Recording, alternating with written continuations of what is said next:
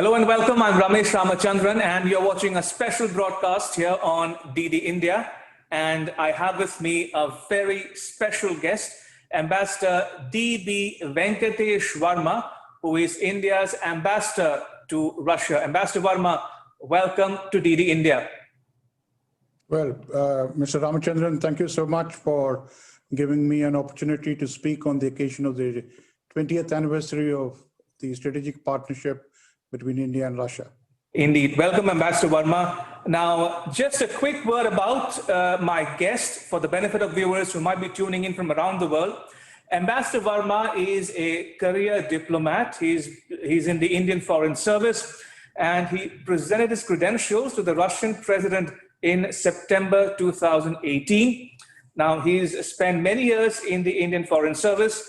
He was ambassador to Spain. He was also handling the disarmament affairs in the Indian Foreign Ministry. In fact, he was ambassador to the Conference on Disarmament as well. And by the way, he's the first recipient of the S.K. Singh Award of Excellence in the Indian Foreign Service in the year 2010 for his contribution to the negotiations of the Civil Nuclear Initiative. Ambassador Varma, welcome once again to DD India. Let's now talk a bit, Ambassador Varma, about the 20th anniversary of the India-Russia partnership. Now, that was on the 3rd of October this year. Now, how do you look at the evolution of the two-decade-long relationship, starting with the strategic partnership in the year 2000 and graduating now to the special and privileged strategic partnership? Would you like to give our viewers an overview of the relationship over the last 2 decades? This month, 20 years ago, Prime Minister Atal Bihari Vajpayee and President Vladimir Putin signed the Declaration on Strategic Partnership. In 2010, this was upgraded further to a special and privileged strategic partnership. Right. This is a partnership in its truest sense, special and privileged. It is strategic because it deals with core issues and it deals with long-term interests of both countries. Absolutely. Let's now talk a bit, Ambassador Varma, if you will, about the specific areas of cooperation. We can discuss about political ties, trade and investment, defense and security, energy, and so on and so forth. Let's start with the state of play in defense cooperation. How would you describe the current relationship as far as defense goes? And how do you see the role of the Russian manufacturers in Prime Minister Narendra Modi's flagship enterprise, Make in India? Well, indeed. Prime Minister Modi enjoys excellent personal relations with President Putin. They have met 22 times since 2014. They have spoken 4 times this year on telephone. President Putin greeted Prime Minister Modi on his birthday. Prime Minister reciprocated this gesture and congratulated President Putin on his birthday on the 7th of October. So in taking forward this strategic partnership, the relationship between our 2 leaders is indeed a great asset. In fact, I think it is the most important asset in this very complex world when we have leaders of both countries taking care of the relationship in a long-term perspective. I think that gives a certain amount of stability and predictability that would not be otherwise available. India and Russia enjoy a number of pillars which have been traditional pillars, defense being one of them. You may recall that in 1962, when we had a border problem with China, and there were Mi-4 helicopters of Soviet origin, which were transporting our troops to Ladakh. Many years later, many decades later, as today we face a similar situation of protecting our interests and taking forward and supporting our troops. A lot of Russian origin equipment is being deployed there. Prime Minister Modi has emphasized that this old traditional relationship has to be modernized and diversified. And one area of diversification is in the area of defense and defense production. More than 60 to 70% of India's armed forces draw their equipment from Russia. We have signed an agreement henceforth, that spare parts for Russian origin equipment will be manufactured in India. One of the flagship programs for Make in India in the defense sector is the agreement between the two countries for the manufacture of the Kalashnikov AK-203, which is one of the most modern assault rifles in the world, that will be manufactured in Korba, in UP, as part of a Make in India program. Make in India program will go forward with the active support and participation of the Russian defense industry. And this has been one of the main items of cooperation and the priorities for the future. And talking about defense ties, Ambassador Varma, now there are some media reports in Russia which say that both countries, Russia and India, could launch a new BrahMos missile by 2024, and that the same missile could be shared with third countries, and also that Russia might not be inclined to have a defense relationship with other countries in India's neighborhood. So in that context, what's next on the agenda, so to speak, of the next big idea in India-Russia defense and security cooperation specifically? Well, as the historic records shows, Russia has refrained from supplying combat equipment to one of our neighbors, and that is a very positive element in our relationship. With respect to BrahMos, as you would recall, it is one of the most successful joint ventures in our bilateral relationship. Mm-hmm. It was launched with the blessings of our former president, Dr. Kalam, who was the guiding spirit of the BrahMos program. Today, the BrahMos program has evolved into one of the best cruise missile programs in the world. This has been accepted by all our three services. And naturally, there's great interest from third countries to import the BrahMos missile that is produced as a result of a joint venture that is established in India. Now, joint ventures is the way to move forward. There is great interest in part of Russian defense industry to cooperate with the defense industry in India, both in the private sector and in the public sector, to go forward and establish joint ventures for the future. We expect joint ventures not only to be established for the manufacture of spare parts, but for full weapon systems. And the defense production procedures that were announced just a few weeks ago provide great opportunity for Russian industry. And we see a lot of enthusiasm emerging from the Russian defense industry to come and partner with India, a traditional partner, but a partner with a growing technological capability, a very positive investment environment, as well as a great opportunity to explore third country markets. The BrahMos missile will be taken forward for third country exports, consistent with our interests, our political interests, our security interests, and of course, our export control procedures. Ambassador Varma, another pillar of the defense ties is energy.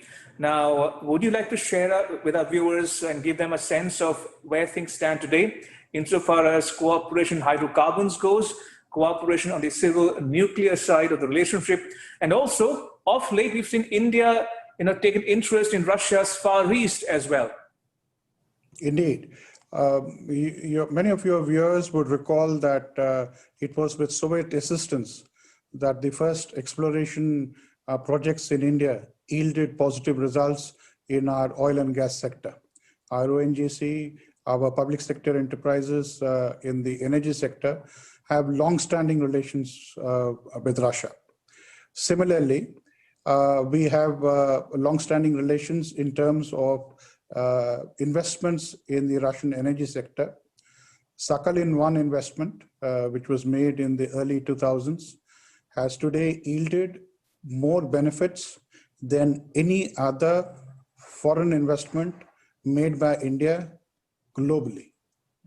So that is an example of how India-Russia relations can yield extremely good benefits for our country's interests. Subsequently, India has invested more than $13 billion in the Russian energy industry, be it Sakhalin-1, be it in Vankor, be it in Tas Yasir Yak, Imperial Energy, and in other sectors. Today, GAIL has established a long-term relationship with Gazprom for supply for LNG. Similarly, Rosneft has a long-time supply relationship with our Ministry of Petroleum and Natural Gas. We are looking for Russian participation in our energy sector, domestic gas sector, including the use of LNG for transportation.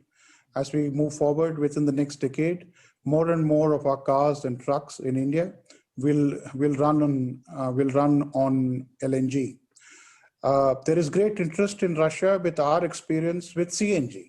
As you know, one of the most successful ventures in Delhi has been the conversion of public transport into CNG, and there's great interest in Russia from learning the experience that India has in this sector. Similarly, in terms of coking coal, we see our steel industry looking for predictable, long-term, commercially competitive supply arrangements, and we are presently working on that. The nuclear sector is again very important. We should remember that Russia reached out to us to support India at a time when there were severe nuclear restrictions applicable to India. This was several decades ago. And the Kudankulam project was conceived at a time of great difficulty for India. But since then, much has moved, much has changed for India, for the India-Russia relationship, and as well as in the international standing of India in the international system. India and Russia are also engaging in cooperating in the Rupur nuclear power plant project in Bangladesh. And there is great interest on the part of our friends from Bangladesh to involve India in a more extended way in cooperation with Russia, taking forward our cooperation. Similarly, there's such interest from the Gulf, from Central Asia, and from Africa. We see a lot of cooperation that is possible in mutual investments in the Russian Arctic. As you know, we are already invested in Vankor. There is great interest in the Eastern Cluster. The Eastern Cluster is a project of oil and gas in the Russian Arctic, which will take forward, which will keep Russia as one of the largest energy producers well into the next century. With three major clusters of energy producers. One is in the Gulf area, the second is Russia, the third is the United States. And for our energy security, India is keen that we cooperate and engage with all three. And I'm very happy to inform you that our progress with Russia is very, very encouraging. As you recall, Prime Minister Modi attended as chief guest for the Eastern Economic Forum meeting in September of last year, when he announced that India would be actively engaged with the Russian Far East. In fact, he announced a new policy called the Act Far East policy, part of which involves our interest and engagement with Russia, not just with the Russian Far East, but the Arctic. We envisage our energy bridge, not just from Vladivostok, but from Yamal to Vladivostok, and from Vladivostok to Chennai to our eastern seaboards. These are moving forward, and I am very confident that Russia will continue to be a major partner for us in the energy sector in the decades to come.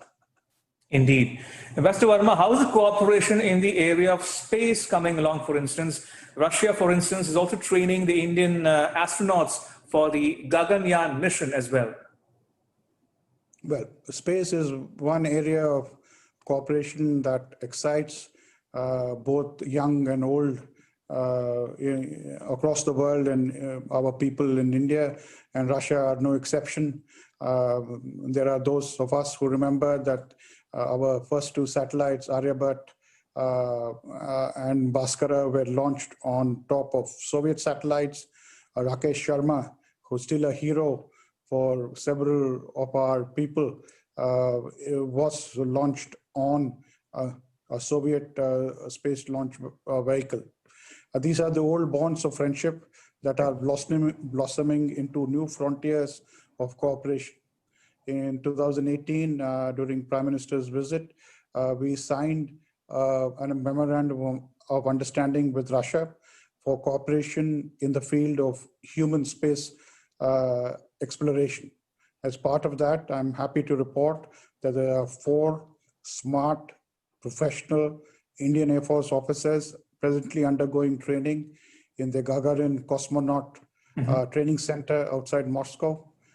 They have been here throughout this year, and despite the COVID pandemic, their training program has progressed unimpeded. I had an opportunity to meet them. Very impressive set of pilots. I'm sure they will do our country proud. They have been very highly assessed by the Russian instructors, who are very, very impressed by their dedication and professionalism. They complete their training in Russia in March 2021 and will continue their further training in India as we move forward for the launch of the Gaganyaan manned space, human space program during the year of our 75th anniversary of our independence, as had been announced by our Prime Minister. Let's talk a bit now, Ambassador Varma, if you will, about trade and investment ties, especially science and technology.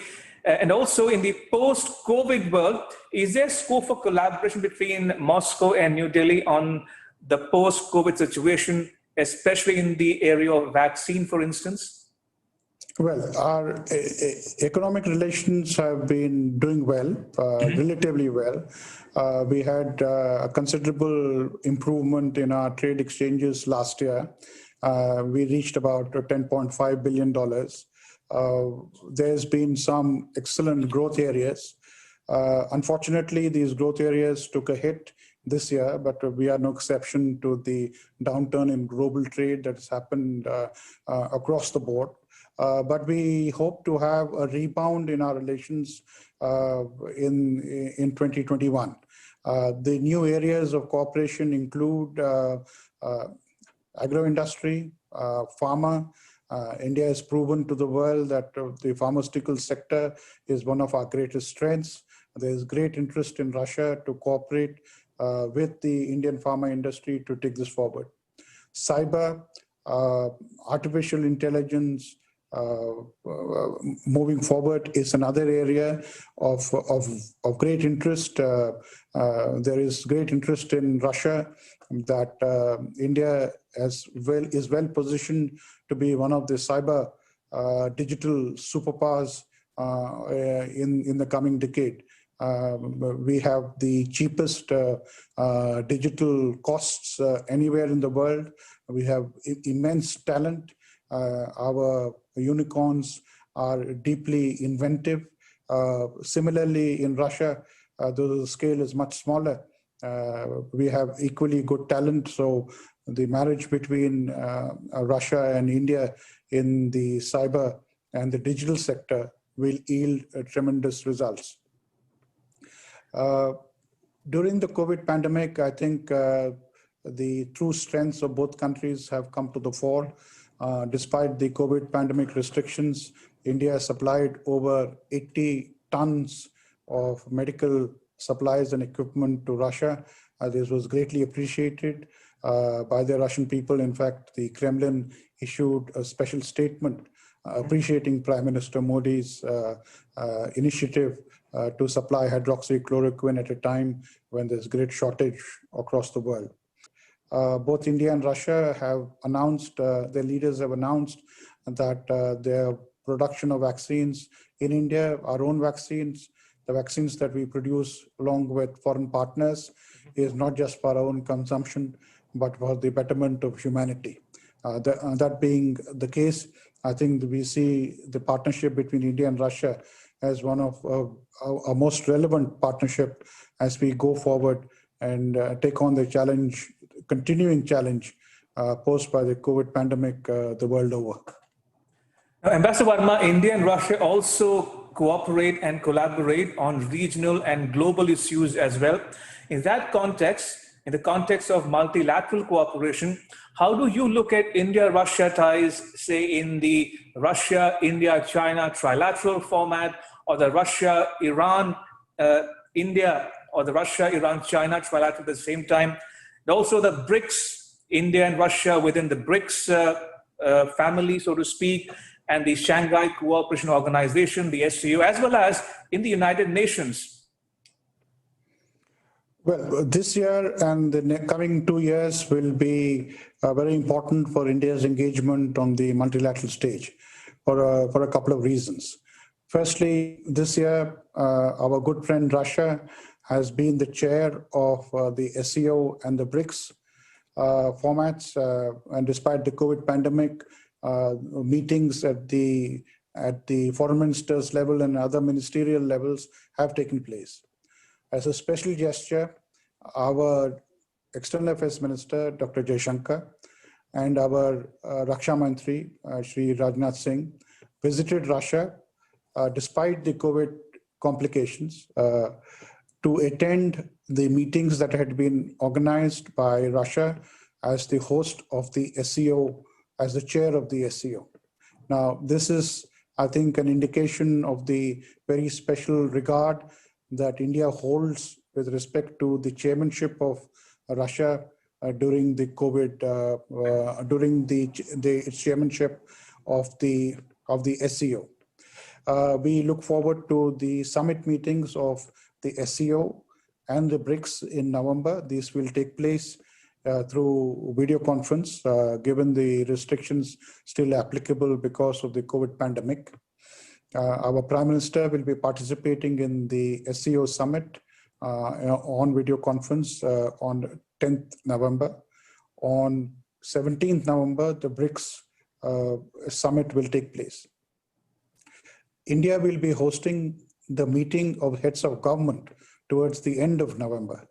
And Russia has been hugely supportive of our priorities that we wish to take forward in the context of the meeting of heads of government, and that will take place in Delhi, either physically or through video conference. And that said, next year, India will be holding the chair of the RIC. External Affairs Minister Dr. Jaishankar visited Russia for the SCO meeting, but on the sidelines, we had a meeting of the RIC foreign ministers. The baton was handed over by Foreign Minister Lavrov to Dr. Jaishankar. We will be taking this forward next year. Similarly, India will be the chair of the BRICS next year. In 2022, we will also be holding the chair of the G20. From January next year, India will be joining other members of the Security Council for a 2-year tenure on the Council.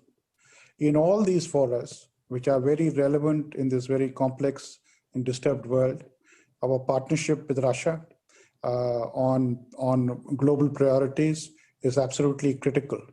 The Russian side is hugely positive on India's role. Russia continues to support India's permanent membership of the Security Council. There is absolutely no change in Russia's position. So going forward, I think there are a number of issues on which Russia and India cooperate, and these platforms will indeed act as a multiplier factor for the further deepening our engagement on regional and global issues. In conclusion, Ambassador Varma, I want to come back to the idea of the special and privileged strategic partnership between India and Russia. In that context, are we looking at high-level visits to or from New Delhi, especially the date and venue of the next India-Russia annual bilateral summit? And also, how do you see the prospects for a informal summit between the two leaders of India and Russia, similar to the May 2018 summit held at Sochi in Russia? Well, as you are aware, Prime Minister has already extended an invitation for President Putin to visit India. Originally, the visit was to have been held this month in terms of a regular schedule, but the regular schedules of all leaders have been set aside because of the COVID pandemic. When the two leaders spoke to each other, they have indicated that that the summit stands. There will be a visit by President Putin to India for the bilateral summit, but the dates for which will be fixed separately. So we look forward to the visit of President Putin to India for the bilateral summit. He's already visited India 8 times, which is in itself quite a record for world leaders. But that is not surprising at all, given the extraordinary support and importance that President Putin has attached to relations with India.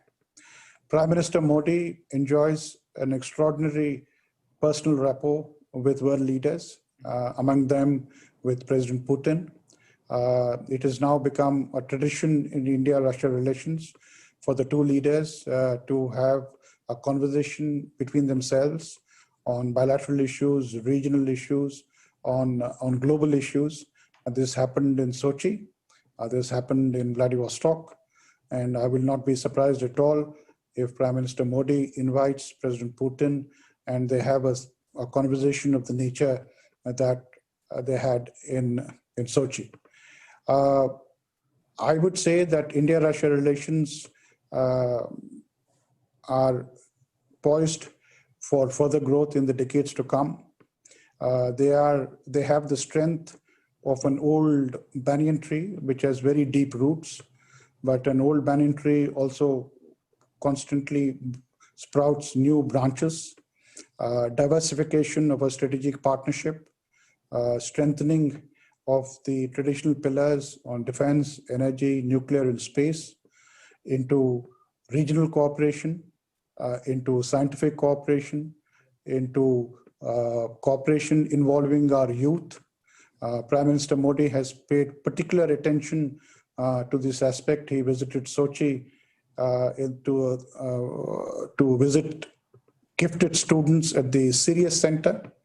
We've established a relationship of cooperation with the Atal Innovation Mission, where extraordinarily talented students from the Indian side have to come together on 2 occasions. And on both these occasions, the talent pool that both on the Russian side and the Indian side was considered to be quite extraordinary. So these are the new bridges to the future. The new bridges to the future is commonality of our interests, the solidarity that we show to each other at the times of difficulties, the commitment by our leaders, and the extraordinary positive sentiment that exists at the level of the people, both in India and in Russia. With all these coming together, we are very confident that as we celebrate the 20th anniversary of our strategic partnership, we can look forward to the next 20 years with great hope, with great confidence for the success and of our bilateral relations. Indeed. On that note, Ambassador Varma, thank you so much for making time to be with us on DD India. Thank you for your time. Appreciate it. Thank you very much, Mr. Ramachandran. Thank you very much for giving me this opportunity. Welcome, Ambassador. And that's a wrap, but news continues here on DD India. You can catch all the latest updates on our social media, mobile and digital platforms. Thanks for watching. Bye-bye.